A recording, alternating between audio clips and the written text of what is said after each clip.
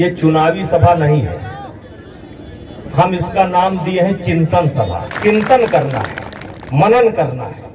सभा में भाषण होता है और चिंतन में बातचीत होती है। इस चिंतन सभा में इस विधानसभा की प्रत्याशी, और कितना सुखद सुखद संजोग है कि आरती तिवारी जिन्हें भारतीय जनता पार्टी ने प्रत्याशी बनाया है वो हमारे गोंडा की बेटी है। ये कितना अच्छा सुखद संजोग। आज मुझे डबल खुशी है, तो मैं आपके विधानसभा के प्रत्याशी के लिए आया हूं और दूसरा अपनी गोंडा की बेटी के लिए आपका आशीर्वाद मांगने के लिए आया। मैंने कहा कि ये चिंतन सभा है, किस बात की चिंता करना है? चिंतन ये करना है कि हम सब लोग जानते हैं कि सन 1947 में हमारा देश आजाद हुआ। जानते हैं ना, सन 1947 में हमारा देश आजाद हुआ। उसके पहले अंग्रेजों का शासन था, अंग्रेजों के पहले मुगलों का शासन था, मुगलों के पहले मंगोलों का शासन था, मंगोलों के पहले तुर्कों का शासन था, तुर्कों के पहले हूण आए, उसके पहले शक आए, उसके पहले ग्रीक आए। और भाइयों, ये थोड़ा सा संक्षिप्त में मैंने इतिहास बताया है। मतलब जब व्यवस्था ये तय हो गया कि अंग्रेज जाने वाले हैं, तो हमारे देश के नेताओं ने ये सोचना शुरू किया कि इस देश की व्यवस्था को कैसे चलाया जाए। क्योंकि पहले अंग्रेजों का कुछ अलग तरीका था, जमींदार, लंबरदार, ठेकेदार, राजाओं महाराजाओं का कुछ अलग तरीका था। तो हमारे देश के नेताओं ने यह तय किया कि हमारे देश के अंदर लोकतंत्र होगा। लोकतंत्र यानी जनता का तंत्र, जनता का राज। और इसीलिए डॉक्टर लोहिया ने कहा था कि हमारे देश के अंदर राजा अब किसी रानी के पेट से नहीं पैदा होगा, राजा जनता के वोट से पैदा होगा। जिस समय हमारा देश आजाद हुआ, 565 छोटी बड़ी रियासतें थी। 564 रियासतों को मिलाने का जिम्मा सरदार पटेल ने बखूबी निभाया और एक स्टेट का जिम्मा जम्मू कश्मीर का जवाहरलाल नेहरू ने अपने हाथों में ले लिया। मैं आऊंगा इस विषय पर, लेकिन जवाहरलाल नेहरू ने 565 छोटे बड़े राजा सबको मिलाने का काम सरदार पटेल ने किया, वल्लभ भाई पटेल ने किया। और एक बात ये आपको बताना चाहता हूं कि सरदार पटेल के साथ हैदराबाद नवाब के यहां जो सेना गई थी, जो सिपाही गए थे, हमारे उत्तर पुलिस पीएससी के जवान थे जो सैनिक बनकर के सरदार पटेल के साथ गए थे। ये भी हमारे लिए गर्व की बात है। भाइयों, 564 का मामला निपट गया और एक स्टेट का जिम्मा नेहरू के पास था और नेहरू ने ऐसा खेल कर दिया कि उसका दर्द आज तक हम भोग रहे हैं। मेरे भाइयों, मैं कहना चाहता हूं, 1,24,000 वर्ग किलोमीटर। और एक कविता पढ़ता हूं, किससे मन की बात कहूं मैं, सुनने को तैयार कौन है, फुर्सत किसको कितनी है, लगे हुए सब अपने अपने, सबको अपनी अपनी है, बनकर मूक मेघ सा कब तक, दोनों बजरा घास सहूं मैं, किससे मन की बात कहूं। नेहरू जी ने जो दर्द दिया, जम्मू कश्मीर नाम की जो पीड़ा उन्होंने दी, उसकी रक्षा के लिए अब तक 75,000 नौजवान शहीद हो चुके हैं। और जो नौजवान शहीद हुए हैं वो बिरला के बेटे नहीं है, टाटा के बेटे नहीं है, वो गरीब के बेटे हैं, किसान के बेटे हैं। तो मेरे संविधान की एक खूबसूरती है लोकतंत्र। इसमें जितना हमारा हिस्सा उतना आपका हिस्सा।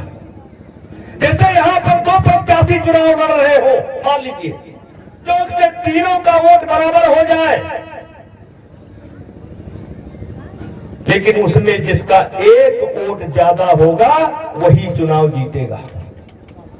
हमारे संविधान की खूबसूरती है, इस देश के राजाओं को, महाराजाओं को, बिरला को, टाटा को, अंबानी को भी एक वोट और गरीब से गरीब को भी एक वोट। बराबरी का दर्जा दिया गया। एमएलए एमपी भी बदले जा सकते हैं।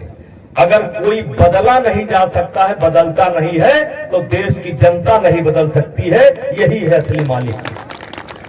और इसलिए मैं जहां जाता हूं कहता हूं कि आप इस देश के मालिक हो, आप मात्र मतदाता नहीं हो, वोटर नहीं हो। और एक वोट क्या होता है, अगर इसका मैं दर्द खोजने चलूं कि एक वोट क्या होता है, तो अभी तमाम प्रधान ऐसे होंगे जो लॉटरी से चुनाव हारे हैं, वो जानते होंगे कि एक वोट का दर्द कैसे होता है। तो ये बताइए, मैं लंबा नहीं खींचना चाहता हूं, ये गांव की जो समस्या है, सड़क, बिजली, पानी, कॉलोनी, आवास, गन्ना, इसमें सरकार को पास कर दिया जाए कि फेल कर दिया जाए? पास कर दिया जाए ना। अब एक मामला और बाझा है, शायद बहुत कष्ट है, छुट्टा जानवर, बहुत बड़ी समस्या है। और समाजवादी पार्टी वाले वही छुट्टा जानवर का मसला उठाते हैं। मेरे माताओं बहनों, मैं आपको बताने आया हूं, साल भर के अंदर 10 रुपया किलो गोबर बिकेगा, मैं ये वादा करके जा रहा हूं, साल भर के अंदर। क्योंकि हमारे योगी जी, मोदी जी, क्योंकि हम सब लोग जानते हैं कि बैल का प्रयोग अब नहीं है, तो गाय को पाला जा सकता है, लेकिन बैल का क्या किया जाए? केवल गाय ही पैदा हो, इसके लिए सीमन बिकता था मुख्यमंत्री जी के पहले 1250 रुपए का। हमने मुख्यमंत्री जी से आग्रह करके 1250 के जगह पर 250 सीमन करवाया, मैंने करवाया। तमाम गौशालाएं बनी, तमाम बन रही है, लेकिन इंतजाम नहीं हो पाया। हमारे प्रधानमंत्री जी चिंतित हैं, और मैं आपको बताना चाहता हूं कि प्रधानमंत्री जी ने देश के जितने भी वैज्ञानिक थे, सबको एक काम पर लगा दिया है कि गोबर का इस्तेमाल कैसा हो, गौ के मूत्र का इस्तेमाल कैसा हो। और मैं आपको बताना चाहता हूं कि वो समय आने वाला है, वो समय आ चुका है। गोबर से ईंटा बन रहा है, गोबर से कागज बन रहा है, गोबर से टेंट बन रहा है, गोबर से घर बन रहा है। ये तमाम ऐसी स्कीम है। और अभी भारत सरकार की ये योजना है कि ऐसे ऐसे प्लांट लगाए जाए, हर जिले में लगाया जाए, देश के हर जिले में लगाया जाए, जो गौमूत्र और गौ का गोबर खरीदने का काम करें। चलिए भाई, लेकिन मेरे भाइयों, समाजवादी पार्टी के कार्यकर्ताओं से हम पूछना चाहते हैं कि समाजवादी पार्टी आएगी तो इस समस्या का क्या समाधान करेगी? समाजवादी पार्टी अगर आएगी तो समस्या का क्या समाधान करेगी? कटवा देगी? कटवा देगी? तो क्या गौ माता को कटवाना चाहिए? क्या गौ माता को कटवाना चाहिए? अब अगर गौ माता को कटवाना चाहिए, आज उसका उपयोग नहीं है, तो वो दिन भी दूर नहीं है। ये कहेंगे अब बूढ़े बाप का भी कोई उपयोग नहीं है, बूढ़ी माँ का भी कोई उपयोग नहीं है, इनको भी कटवाना चाहिए। इसलिए मेरे मित्रों, समस्याएं आती रहेगी, जाती रहेगी, उसका निदान होगा और निदान किया जाएगा। लेकिन भारतीय जनता पार्टी से कोई उम्मीद न करे कि भारतीय जनता पार्टी, जिसको हम कभी माता कहते थे, उसको कटवाने का काम करेंगे। दूसरी समस्या, मैं अखिलेश यादव के 100 गुना माफ करने के लिए तैयार हूं। 82 में 58 हम माफ करने तैयार हैं। समझ गए? पीसीएस बनाए थे 82 में 58, माफ करने तैयार है। और बहुत कुछ मैं माफ करने तैयार हूं, उनका सब कुछ माफ करने तैयार हूं। लेकिन एक बात ऐसी है जिस पर मैं कम से कम उनको माफ करने का तैयार नहीं। हमारे देश की एक समस्या है आतंकवाद, और आतंकवाद देश की समस्या नहीं है, आतंकवाद दुनिया की समस्या है। किससे मन की बात कहूं मैं? सुनने को तैयार कौन है? भूलते बहुत ज्यादा है। कैसे पूरा देश का देश कब्जा कर लिया, और आतंकवाद का दंश अगर सबसे ज्यादा झेल रहा है तो भारत झेल रहा है। भारत तो आतंकवादियों के निशाने पर, आतंकवाद से सारी दुनिया परेशान है। समाजवादी पार्टी के जो लोग आपके पास आए, उनसे पूछो कि छुट्टा जानवर का आप क्या इंतजाम करोगे? और दूसरा सवाल उनसे पूछो कि आपका सब गुनाह माफ करने के लिए हम तैयार हैं, लेकिन अयोध्या में जिन्होंने बम विस्फोट किया था, लखनऊ कचहरी में जिन्होंने बम विस्फोट किया था, इलाहाबाद के कचहरी में जिन्होंने बम विस्फोट किया था, बनारस के मंदिर पर जिन्होंने बम विस्फोट किया था, आपने उन आतंकवादियों के मुकदमे क्यों वापस किए? दो सवाल नौजवानों। मुझे अखिलेश यादव की बुद्धि पर तरस आता है। अभी 3-4 दिन पहले उनका एक बयान आया, 3-4 दिन पहले उनका एक बयान आया, बहुत महत्वपूर्ण बयान आया। हमको लगता है देश का कोई बच्चा नहीं जानता था। उन्होंने बयान दिया कि चीन हमारा दुश्मन है। बहुत गंभीर बात बताई उन्होंने, शायद देश का कोई आदमी नहीं जानता था कि चीन हमारा दुश्मन है। ये बात अखिलेश ने बताई।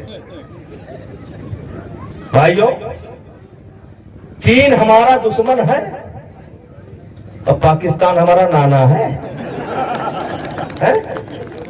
पाकिस्तान क्या है? जो 1,24,000 वर्ग किलोमीटर जमीन दबा करके बैठा है, जितना बड़ा हमारा देवी पाटन मंडल है उसकी 9 गुना जमीन दबा करके बैठा है। हमारी जमीन को चीन को दान कर दिया। जितना बड़ा उत्तर प्रदेश है, इसका 3 हिस्सा चाइना और पाकिस्तान के कब्जे में है। हमारे अखिलेश बाबू कहते हैं कि चीन हमारा दुश्मन है। मेरे भाइयों, वो पाकिस्तान का नाम नहीं लेते। पाकिस्तान का नाम इसलिए नहीं लेते कि उनके मतदाता कहीं उनसे नाराज न हो जाएं। उनके मतदाता कहीं उनसे नाराज न हो जाए।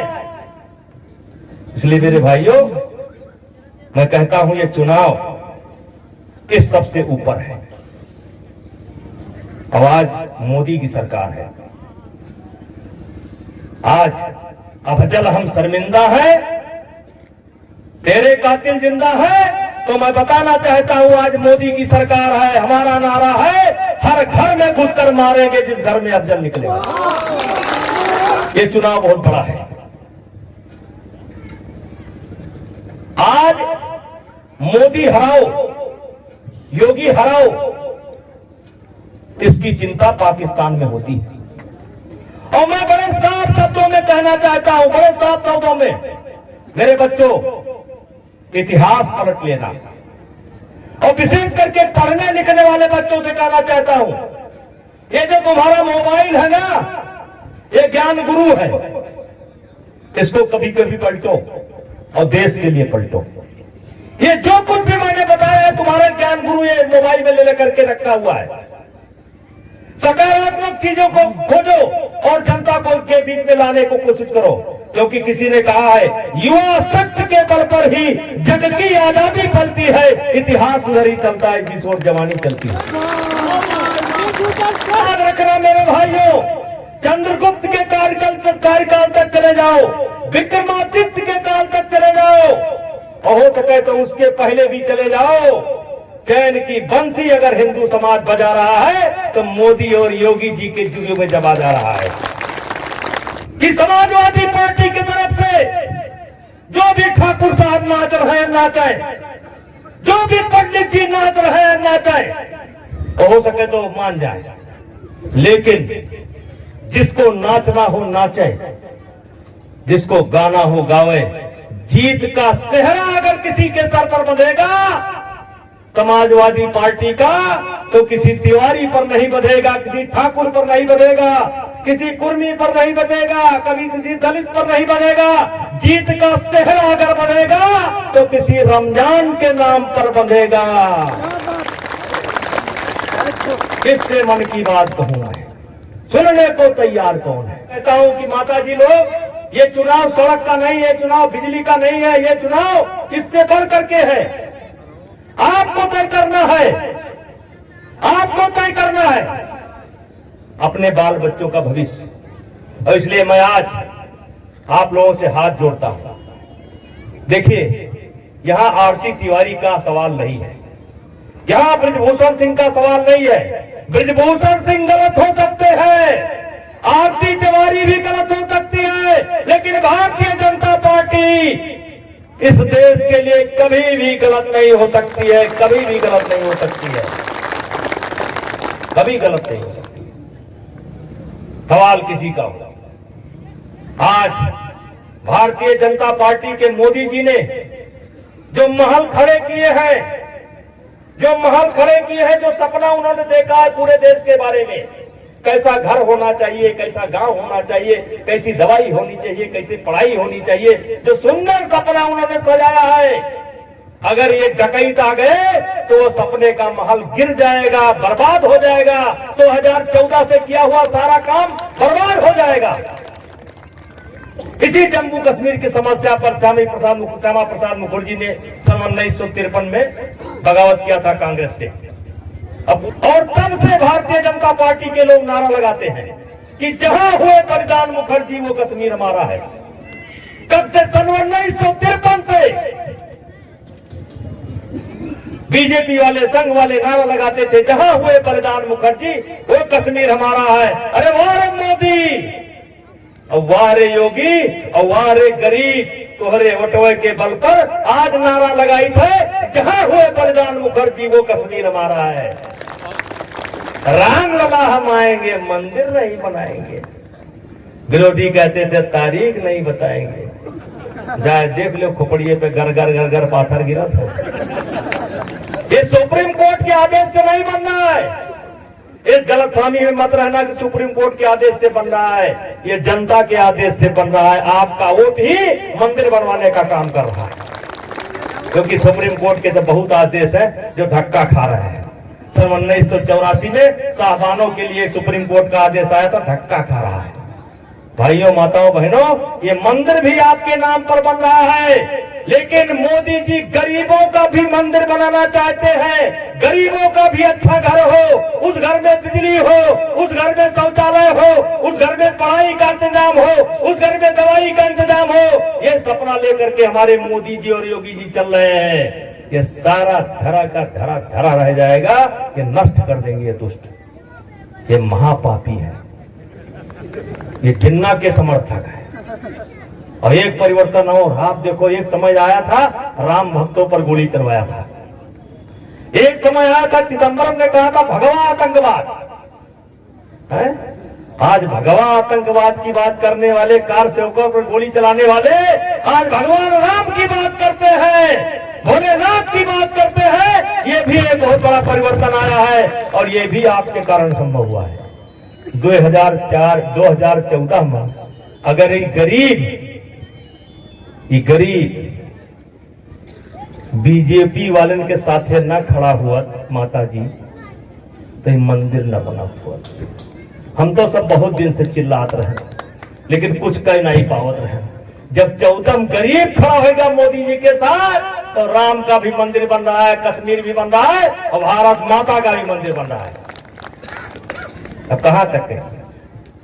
पहले सुनत रहन कि ये देश में गोला बारूद हथियार तो अब कुछ जरूरत पड़ता तो बाहर से मंगावत पड़ रहा।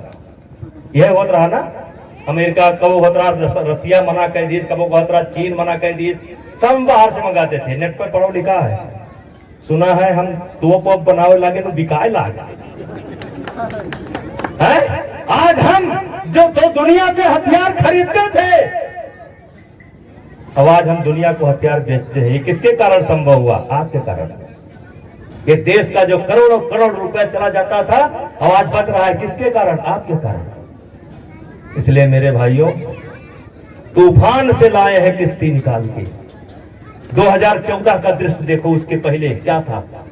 क्या गुंडई थी, क्या माफिया राज था, है? तूफान से लाए हैं किश्ती निकाल के, और हमारी बेटी को रखना संभाल के, इस देश को रखना मेरे भैया संभाल के। आश्वस्त होकर जाए, आज से काम पर लग जाएंगे, आपस का झगड़ा भूल जाएंगे, इस चुनाव में प्रधानी तो वही लड़ेंगे। इन्हीं शब्दों के साथ पुनः आप लोगों से हाथ जोड़ करके विनती करता हूं कि भारी से भारी मतों से चुनाव जिता करके इनको भेजिए। विशेष करके भैया हाथ जोड़े थे ठाकुर लोग, इतिहास उठा करके देख लो, देश को जब जब कुर्बानी की जरूरत पड़ी है तो सबसे पहले क्षत्रिय खड़ा हुआ है। आज इस बेटी को जरूरत है, इस बेटी को हमारी जरूरत है। याद रखना मेरे भाइयों, समाजवादी पार्टी से कोई भी अगर जीत करके जाएगा, हमारा सगा भाई भी जीत करके जाएगा तो अखिलेश के बगल में खड़ा होगा, और ये जीत करके जाएगी तो बाबा के बगल में खड़ी होगी।